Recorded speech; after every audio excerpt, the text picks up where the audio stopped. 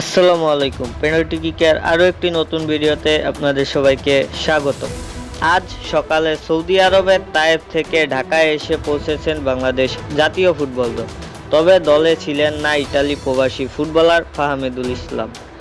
সপ্তাহখানেকের camp শেষ করলেও তিনি দলের সঙ্গে দেশে ফিরেননি, বরং ফিরে গেছেন ইতালি। মঙ্গলবার ৯টা ৩০ বাংলাদেশ দল ঢাকায় ফিরলেও সেখানে ফাহমিদুলকে দেখা যায়নি। বিষয়টি নিয়ে বাংলাদেশ দলের ম্যানেজার আমির খান একটি জাতীয় সংবাদ মাধ্যমকে বলেন, সে ইতালি ফিরে গেছে, আপাতত আর দলের সঙ্গে যোগ দিচ্ছেন না। তার কোনো চোট নেই, আসলে ওর বয়স কম, ও এখন জাতীয় দলে খেলার জন্য পরিপক্ক হয়ে ওঠেনি, ওকে আরও সময় দিতে হবে। কোচ তাকে অনুশীলনে নানাভাবে চেষ্টা করেছে, তার কাছে মনে হয়েছে ফাহমিদুলের আরও সময় প্রয়োজন।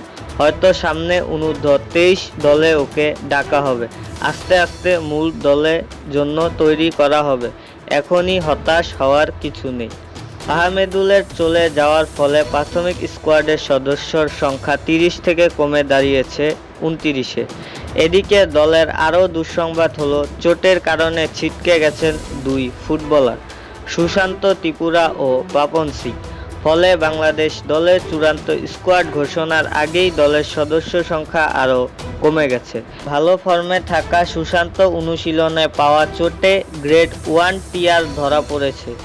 বাদের তালিকায় আরও থাকতে পারেন মোহাম্মেদানের আরিফ। 29 জন থেকে চূড়ান্ত 23 জন বেছে নেওয়া হবে, যারা ভারত সফরের জন্য নির্বাচিত হবে।